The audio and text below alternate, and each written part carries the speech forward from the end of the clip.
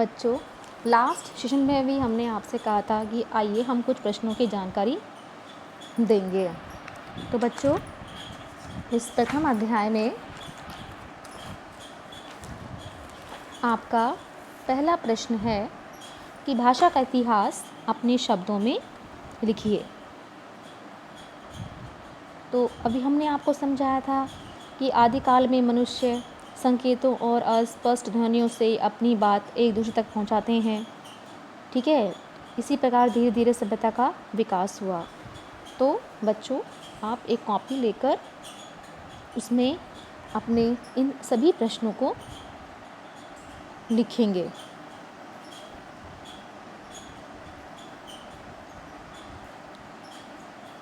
Question number 2, Hindi भाषा को मान्यता कब मिली? तो हिंदी भाषा को मान्यता 14 सितंबर सन 1949 को मिली। योर थर्ड क्वेश्चन, भाषा की परिभाषा अपने शब्दों में लिखिए।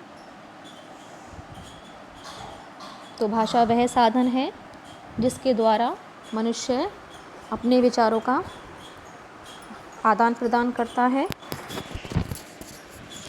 क्योंकि भाषा ही वह माध्यम है जिसके द्वारा हम दूसरे के मनोभावों को समझते हैं तथा अपने विचार दूसरों के सामने प्रकट करते हैं।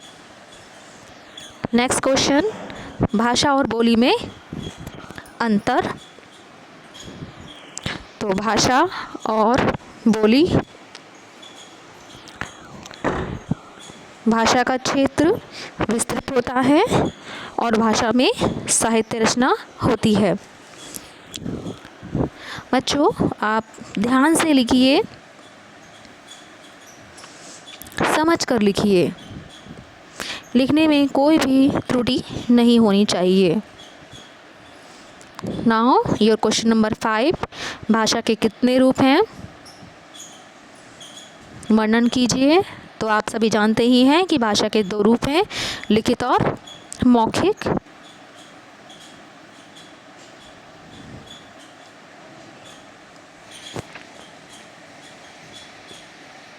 नेक्स्ट क्वेश्चन, उपभाषा किसे कहते हैं?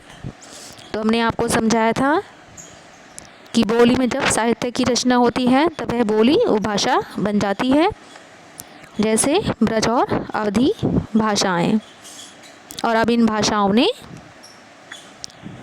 यानी कि उपभाषाओं ने भाषा का रूप ले लिया है।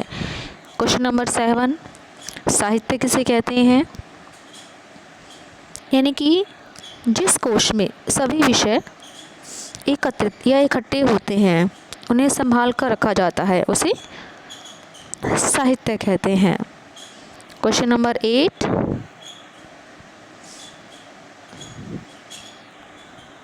आपको ध्यानपूर्वक अपनी नोटबुक में लिखना है, इन्हें समझना है और याद करना है।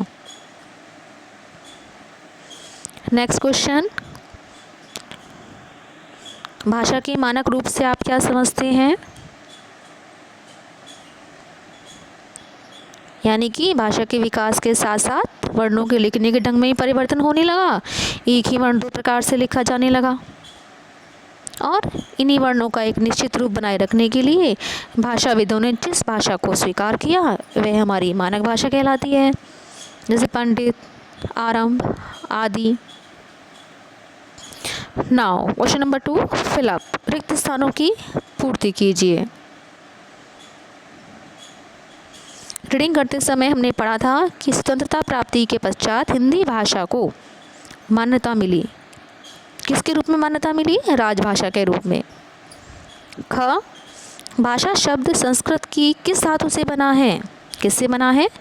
भाष धातु से बना है। ग, भाषा के कितने रूप होते हैं? कितने रूप होते हैं बच्चों? 2 रूप होते हैं, यानी कि मौखिक और लिखित। घ, भाषा किसके नियमों में बनकर अर्थपूर्ण होते हैं? ये आप सभी जानते हैं कि बिना व्याकरण के भाषा का शुद्ध ज्ञान नहीं हो सकता। तो भाषा व्याकरण के नियमों में बनकर अर्थपूर्ण होते हैं।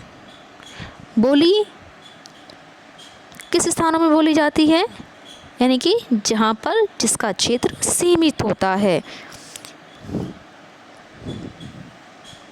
तो आपने समझा कि बोली एक सीमित स्थानों में ही या सीमित क्षेत्र में ही बोली जाती है, जबकि भाषा का क्षेत्र विस्तृत होता है। नेक्स्ट क्वेश्चन, सही तथा गलत का चिन्ह लगाइए। क, भाषा सार्थक शब्दों से बनती है। यस, क्योंकि निरर्थक शब्दों का कोई अर्थ होता ही नहीं है, इसीलिए भाषा सार्थक शब्दों से ही बनती है। So our answer first correct. Second, जब हम बोलकर भाषा का आदान प्रदान करते हैं तो वह मौखिक भाषा कहलाती है। यस, क्योंकि हम जानते हैं जिस भाषा का प्रयोग हम लिखकर करते हैं तो वह लिखित भाषा कहलाती है। So second answer is correct. Bharat की राष्ट्रीय भाषा हिंदी है। यस। बोली का क्षेत्र विस्तृत होता है। रॉन्ग, गलत। विस्तृत नहीं, सीमित होता है, जबकि भाषा का क्षेत्र विस्तृत और बोली का क्षेत्र सीमित होता है। सो दैट आंसर रॉन्ग है ना। भाषा और बोली में कोई अंतर नहीं होता। नहीं बच्चों, भाषा और बोली में तो अंतर होता है। अभी तो हमने पढ़ा था कि भाषा का क्षेत्र विस्तृत होता है, इसका प्रयोग सरकारी कामकाज में होता है। बोली का क्षेत्र सीमित होता है, यह केवल बोलचाल की ही भाषा है, इसमें कोई साहित्य रचना नहीं होती। तो इन दोनों में अंतर होता है। So that answer wrong. तो बच्चों, आपको अपनी नोटबुक में question answers, fill in the blanks और आपको ट्रू और फॉल्स साफ साफ अपनी कॉपी पर लिखना है, उसे याद करना है और सेल्फ टेस्ट लेकर देखिए कि हमने क्या सीखा। तो बच्चों, अब हम मिलेंगे नेक्स्ट सेशन में चैप्टर 2 के साथ।